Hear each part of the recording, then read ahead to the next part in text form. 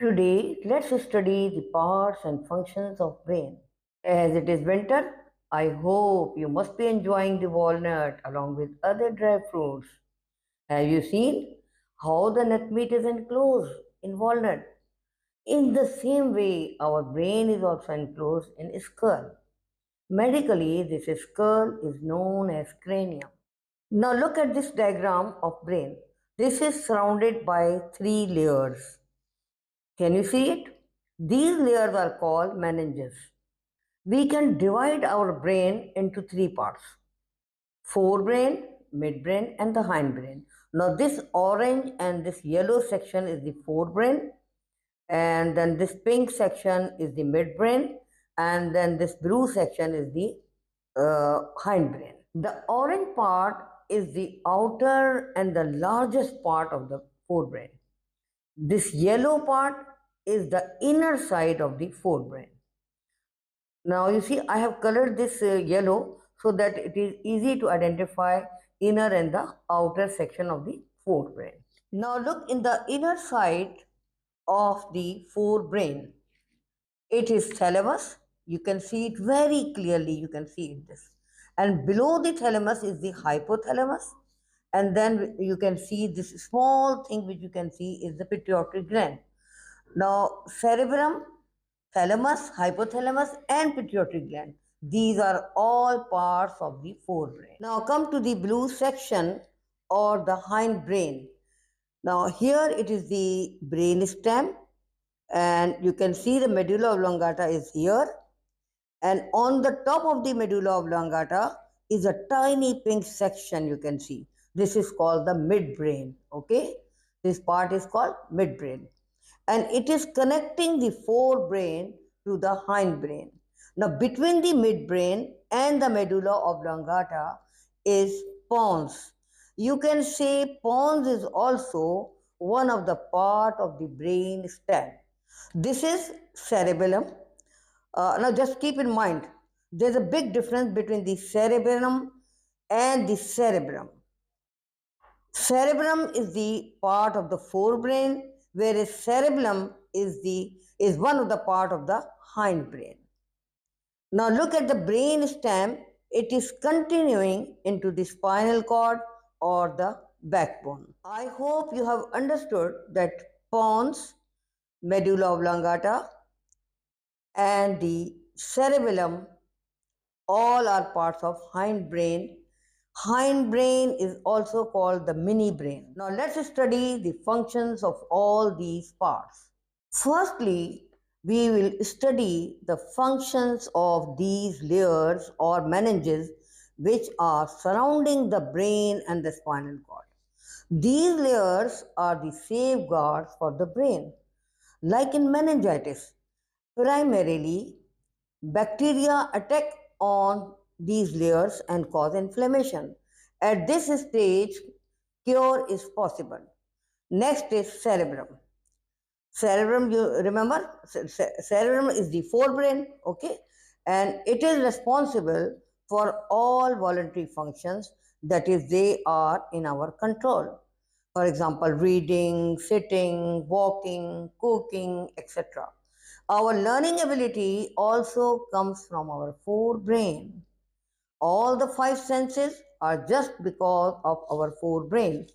Forebrain also does some other functions like thinking, sensing, memory, emotions, hunger, sleepy, thirst. When we finish our meal, feeling of fullness also comes from our brain. When we talk about the voluntary functions, it means that we are doing all the functions consciously by thinking about them, like to take a walk or decide to watch this video about brain as you are watching. You can see this cup just because of your forebrain. You will say, my eyes see, but actually eyes send signals to the brain who does processing and you are able to see. You are identifying this is cup. You are not saying this is glass or plate just because of your memory. You remember this is cup, not the glass, plate or dish. Even all our emotions come from our forebrain. Even emotions of love or hate also comes from your forebrain. Now, after cerebrum, come to the thalamus. Thalamus receives impulses and relays them to the thinking area of the cerebrum. This thinking area is also called cerebral cortex. Important thing to note about the thalamus is that all the senses pass through the thalamus, but smell senses does not pass through thalamus. Why? As smell is closely linked with emotions and memory. That's why it goes directly to the cerebrum. Now, below this, the hypothalamus. Hypothalamus acts as an important control center of the brain. You can say it is linked with the nervous system. It maintains body temperature, hunger, thirst, sleep, and emotional behavior. It also helps in regulating blood pressure. Now, see this small pituitary gland. Though it is very small, but it is called the master gland of the endocrine system. Now, what is endocrine system? Endocrine system controls our body activities by secreting hormones into the blood. You have studied previously that hormones control the body functions, you know already. Pituitary glands perform many functions. In short, I will tell you some important functions. Pituitary gland secretes growth hormones in reproduction. It helps in maintaining the water level in the body. It also helps in milk production after childbirth. This is why we say that pituitary gland is the master gland of the endocrine system. As we have finished the function of forebrain, now let's do the midbrain. Midbrain is very small, and you have seen this tiny part, pink color. This is midbrain. Midbrain is connecting the forebrain to the hindbrain. All the sensory and motor impulses passes through the midbrain.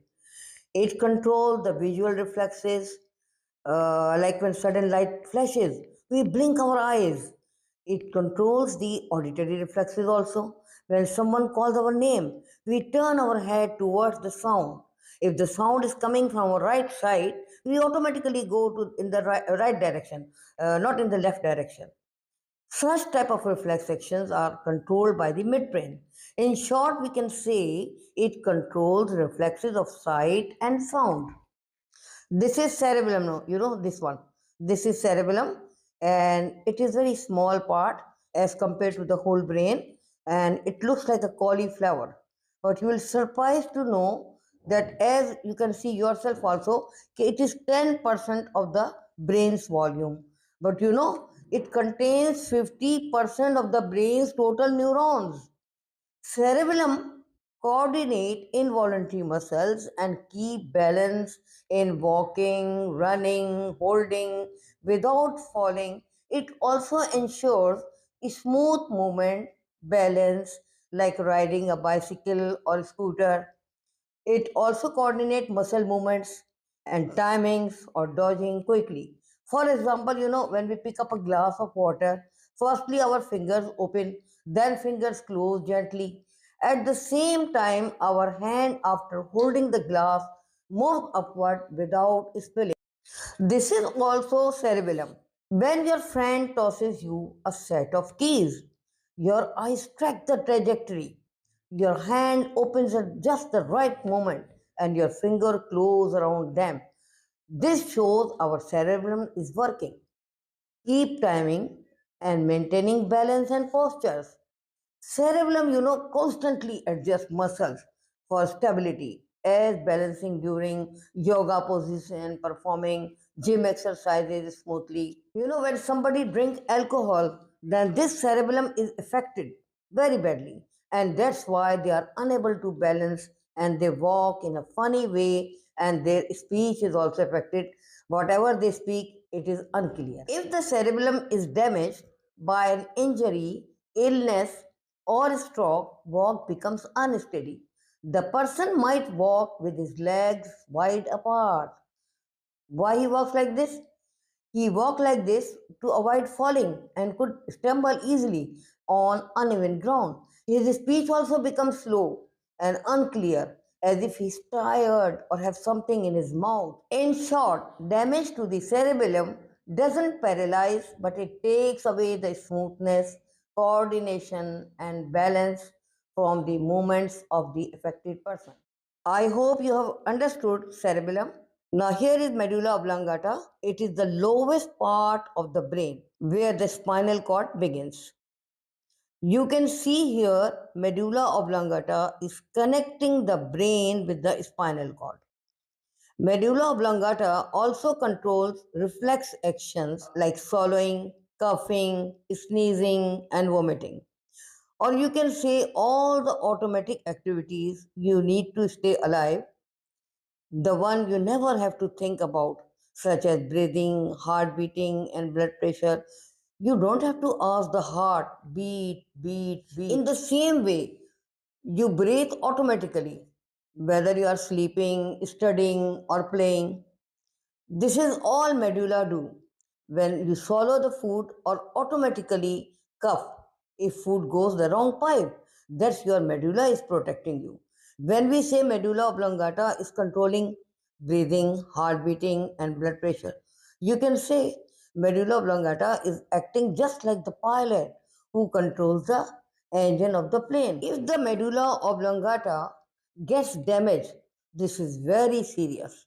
It can stop breathing, heartbeat, or blood pressure control. This is why injuries to the back of the head or neck are so dangerous. Now let's start about Pons. Here is Pons.